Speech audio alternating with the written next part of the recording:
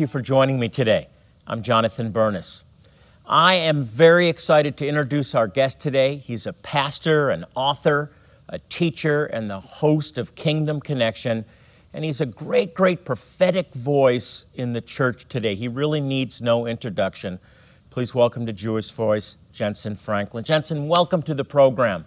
Thank you, Jonathan. What an honor to be with you today. I know you've been involved with giving to a ministry in the land of Israel. Why Israel? Why do you have such a love for Israel? Well, if you don't want to love Israel, you better not read the Bible, because it is from Genesis all the way through.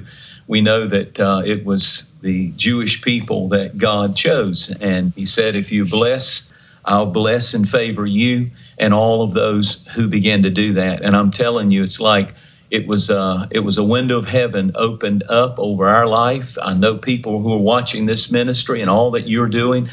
God honors when we begin to favor and bless Israel in ways that you can't even explain to people. You know, when you have a heart to do something for Israel, and I know God touches our heart to do that, and you say, Lord, lead me, I tell you, He will lead you, and He will provide supernaturally for those needs. Always. I love divine appointments, and this is a divine appointment for you.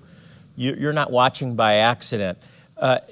Pastor Jentezen, you have been ministering a really important word lately to believers about God meeting us where we're at, and a shift of perspective. And that's what I want to focus on with you, because I believe we're nearing the end of this pandemic now, but it's left people confused, destabilized, isolated, just uncertain, and in many cases hopeless about the future. People that were on fire before, and now they're really confused and wondering, where is God through this? This is an ideal message for this season.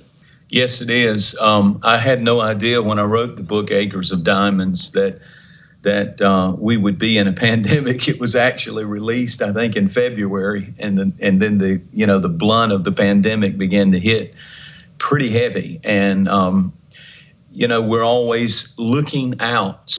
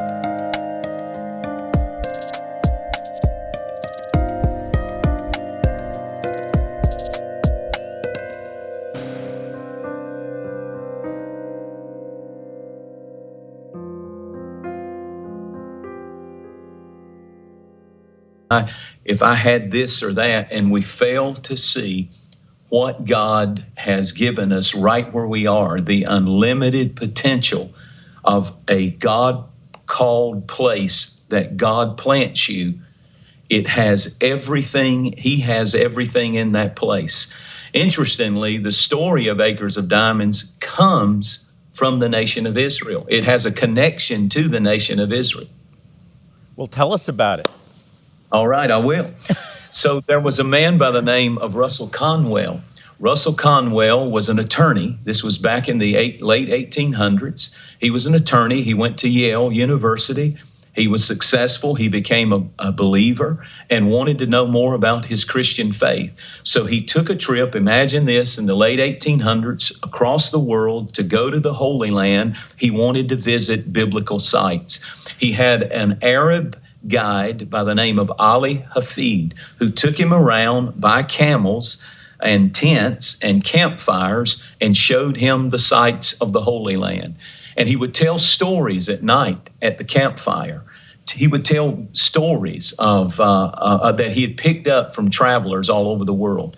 And one night he began to tell the story that the whole book is the premise of, and this story was so amazing that he came back, put it in book form. Russell Conwell did. It sold 7 million copies in the 1800s, and then he gave the speech 6,000 times, took the profits, and founded Temple University, built Temple University in Philadelphia, and the message has gone around the world. And yet I think that there is a spiritual connection that a lot of people miss. And when I heard the story of Acres of Diamonds, it revived my belief in something of a biblical principle, that God has a place where he will bless you. And if you will stay there, you have to obey God's stay command and not give up and not quit. He will bring everything to pass that he promised you. I believe there's a lot of people watching this program today who need to know sometimes success is a 4-letter word: stay.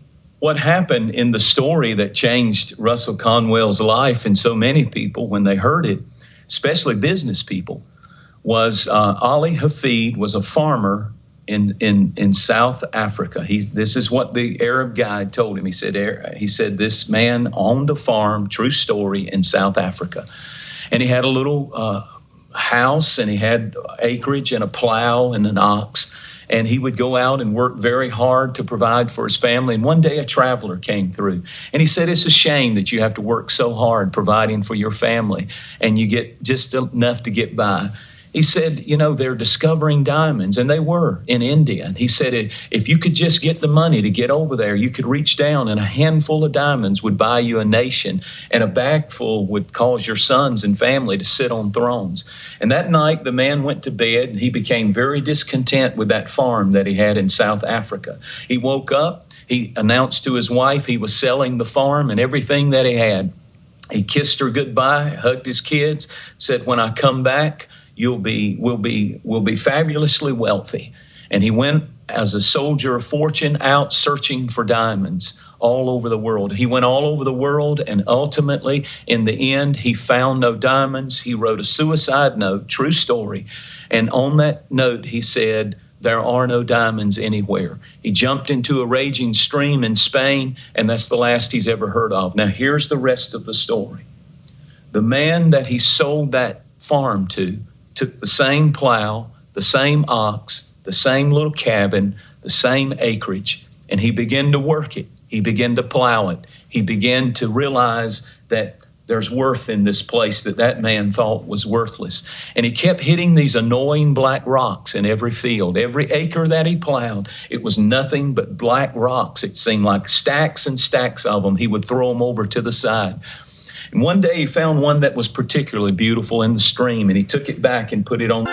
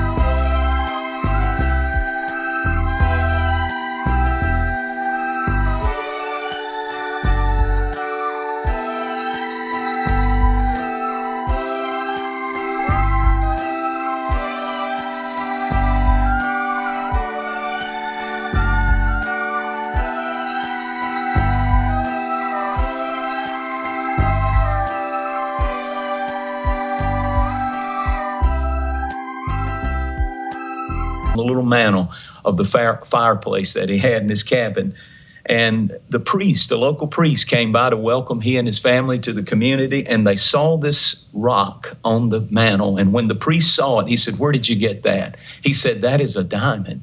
That is a diamond in the rough. He said, you've got to be kidding. I've got them all over the property. There's stacks and stacks of them. It became the birth of the world's largest diamond mine in human history. To this day, the famous Golando diamond mines are still generating diamonds.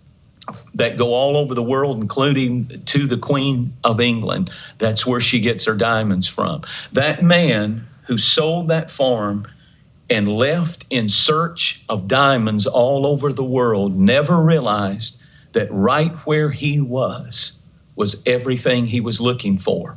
But he had to plow that field and work with what he had, where he was, when he was there. That is so powerful. You know, we could spend all day talking about this. This is such of critical importance, especially right now as people have been isolated and questioning God and wondering what's next for me, for my family. You've written a book, Acres of Diamonds, and we want to make it available this week. We want to get this into your hands. Pastor, talk a little bit about why this book is so critical for people to get now. Well, it is because people need hope. People need faith. People need to know that everything that you need, God has said he would supply that need. But a lot of times we think the grass is greener on the other side. If I could just get somewhere else. Well, my story is the story of Acres of Diamonds.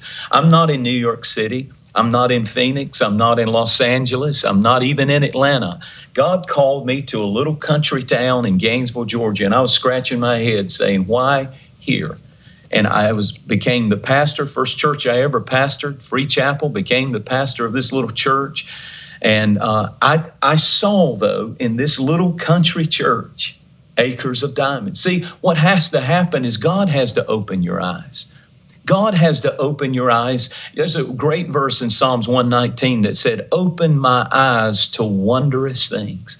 When God opens your eyes, you don't see what other people see. Other people may say it's worthless, just like the story of Acres of Diamonds. That farmer said he saw worthless acres and a miserable old ox and a plow.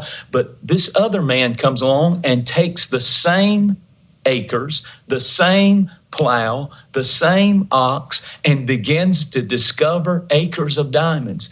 And sometimes we do that and we are ready to walk away from our marriage, walk away from our job, walk away from our calling, walk away from our ministry. If I had walked away, and I bet, Jonathan, if you had walked away from the ministry that God has called you to and raised up to go around the world, there were times when it didn't look like what it looks like right now.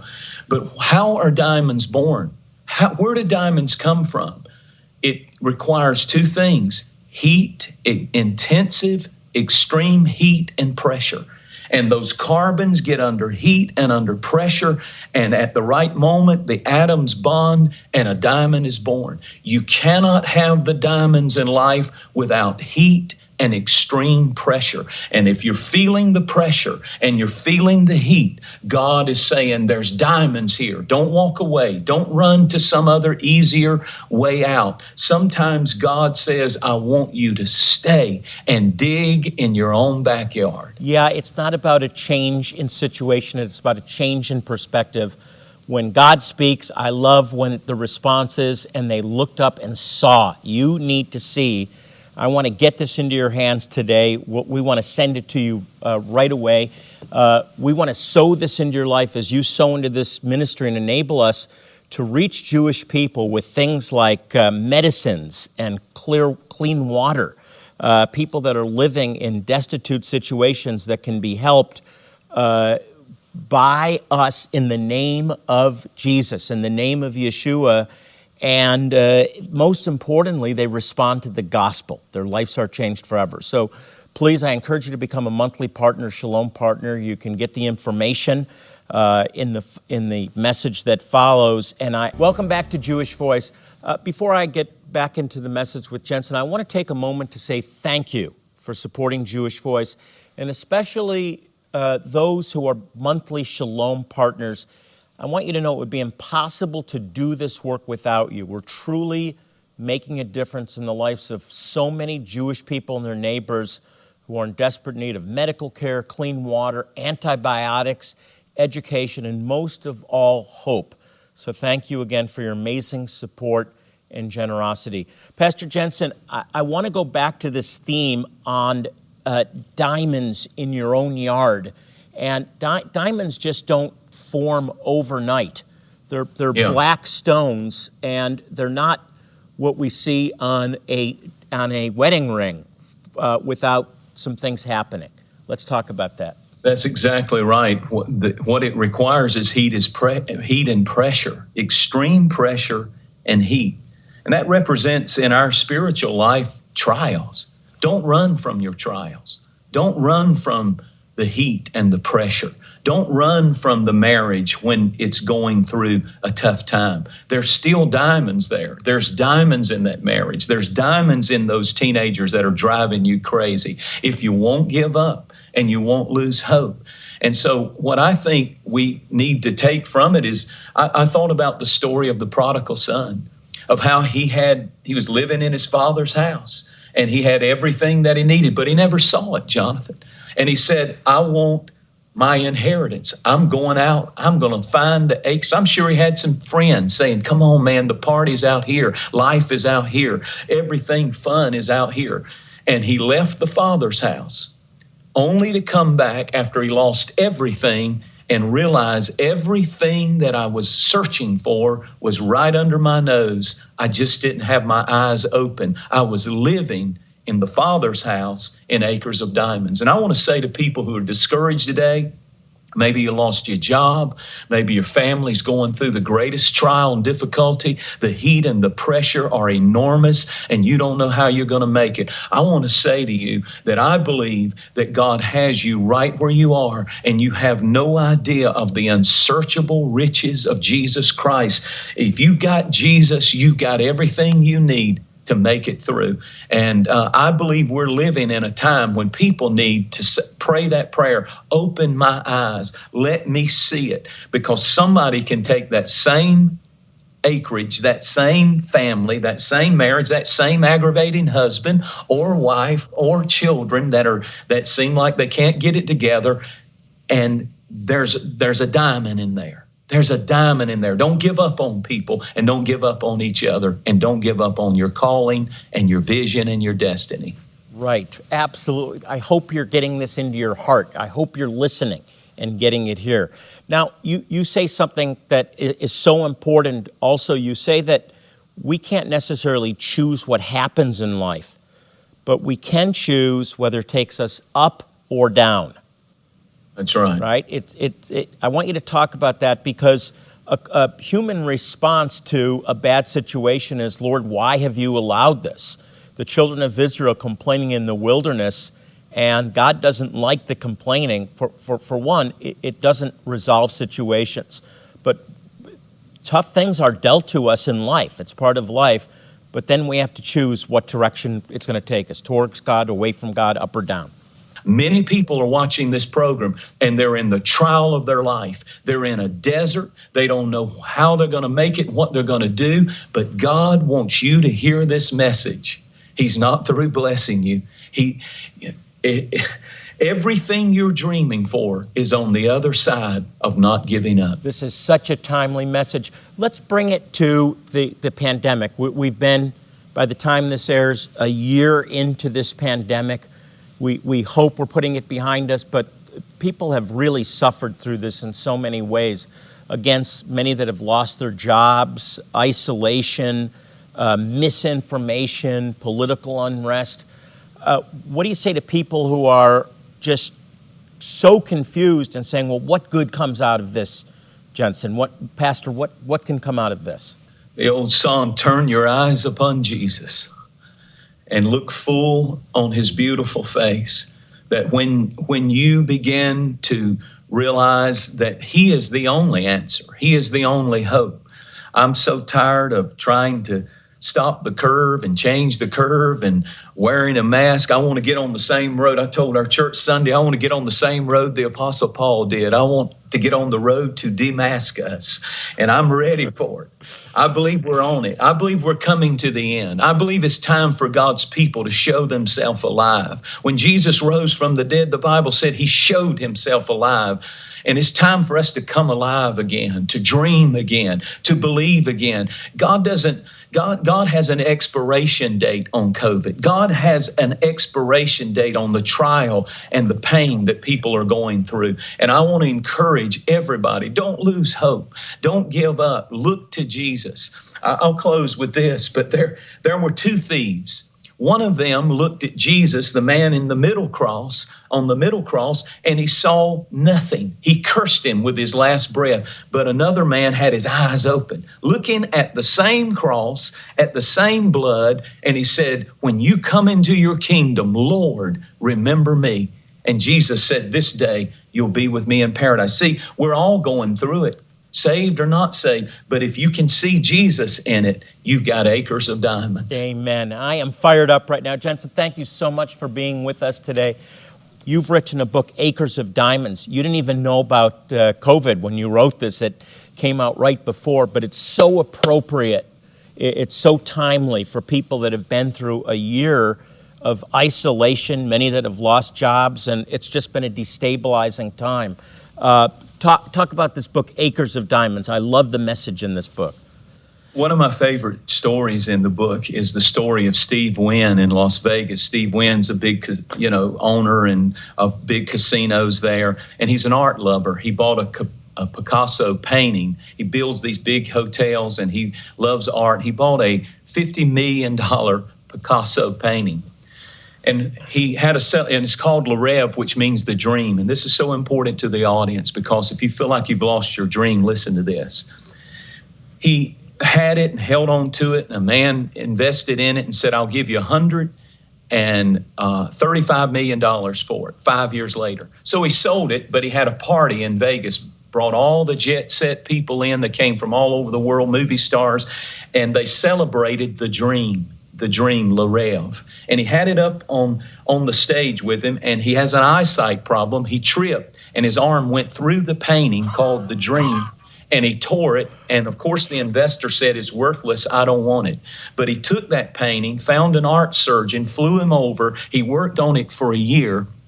And then he put it up for sale, and it sold for $16 million more than the 135, which is $155 million. And guess what? The man who said it was worthless paid $16 million for it. He's the one who bought it. It cost him more. When your dream gets torn, you may think, what I've been through has rendered me worthless. But God says, I see diamonds. I see diamonds in your pain. I see diamonds in what you've gone through. And God can restore your dream. Don't give up. And there's lots more stories like that in Acres of Diamonds. This will move you back into the right frame of mind and heart to fulfill your destiny. That's why I want to get it into your hands today.